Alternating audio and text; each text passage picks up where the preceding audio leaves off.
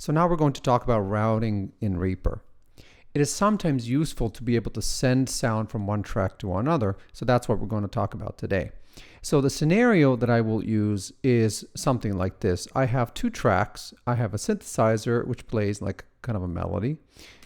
Actually, sorry, wrong one. And this side goes. And then I have another track that has drums.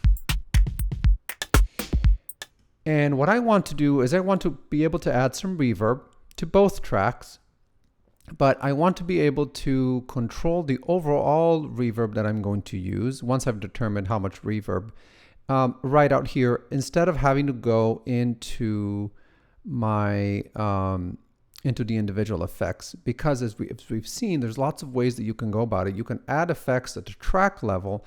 You can add effects that affect globally all tracks, but you can also add effects to groups of tracks using parent and folders. But another way to go about it is to create separate tracks that only manage effects. And then what's nice about that is you can see the amount of effect that you're introducing, and you can control it kind of at an outer level.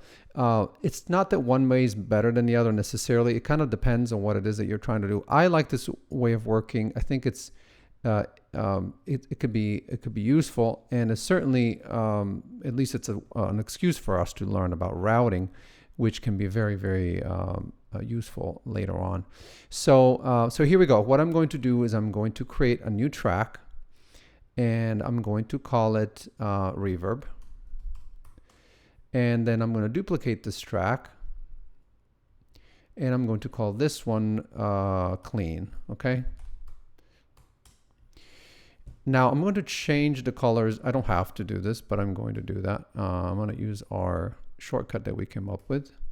If you don't remember, it was Control R, but if you don't remember, if you didn't do it, you can just right click and go to track color, set to random color, or if you want to pick a color, you can also choose a color.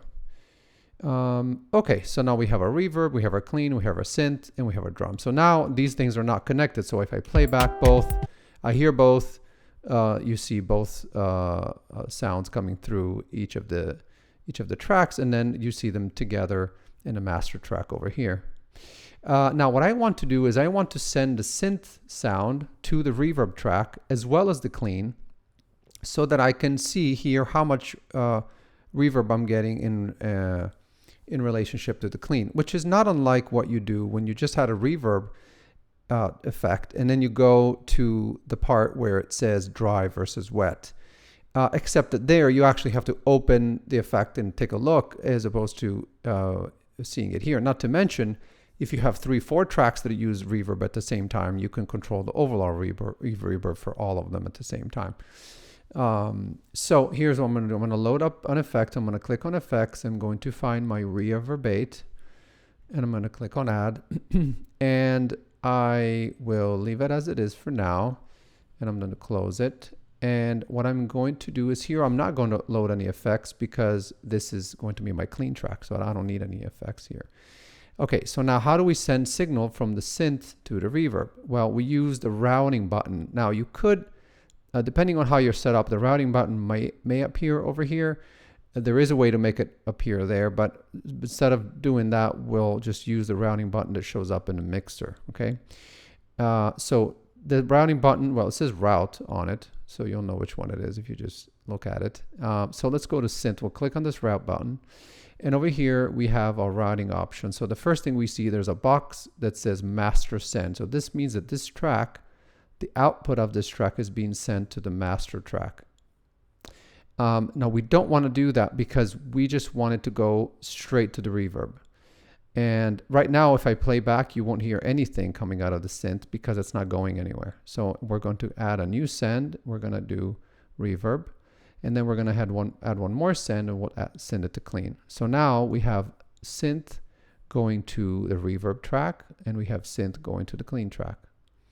You can also choose how much of the sound you want to send to the effect, and this will come in handy in a minute. So now if I play it back, I'm going to mute this track.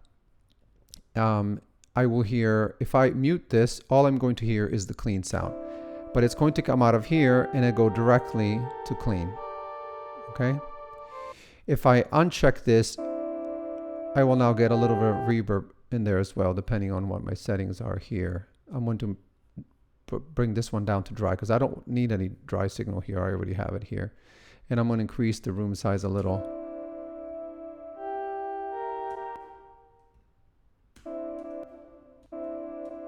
Yeah, you can hear if the reverb is working when you pause. You hear a little bit of an after effect. And you can try some different settings. Let's say wide room. This is going to be probably too much.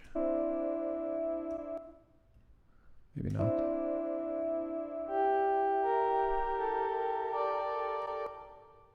Okay, so there's a little bit of reverb there. It resonates a little bit more. Okay, that's fine. I'm happy with that.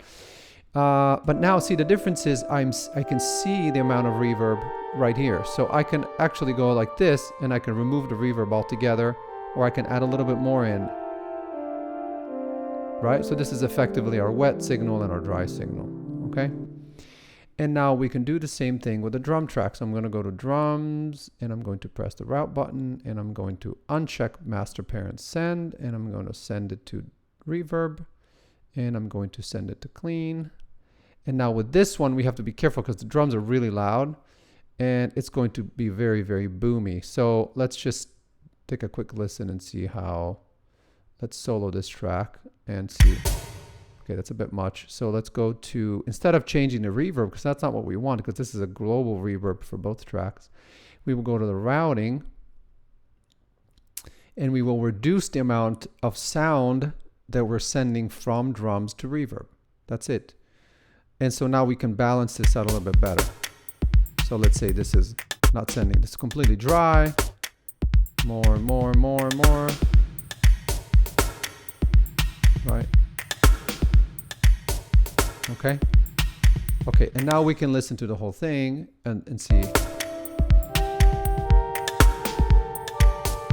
Okay, so to me, this is not quite so balanced. Let's change the drums again, put a little less reverb there.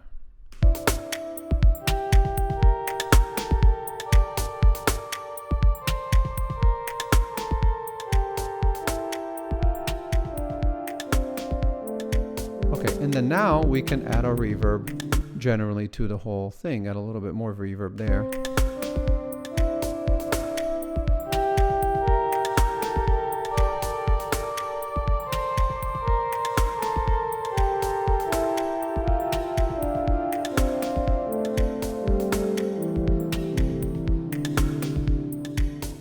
Okay, so that's kind of it. So now what we could do is, of course, add automation here. We could do things like, put a volume automation here, something like this, and I can now, let's say, start by having full clean, and then reducing the clean to the point where all that's left is the reverb. Because if I play, how did this get so? Oh, right, I increased the volume. So now we'll hear a combination of the clean sound with the reverb, and then gradually the clean will disappear, and we'll get only kind of the reverb effect. And let's see how that sounds. You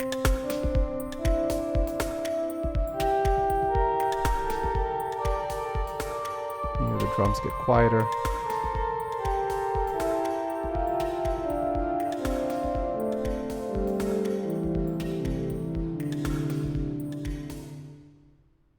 Right, it was fairly sort of subtle, but it kind of gives you the idea of lots of things that you can do. So again, this isn't necessarily a better way to go about working with effects, but the concept or the technique of routing can be extremely useful for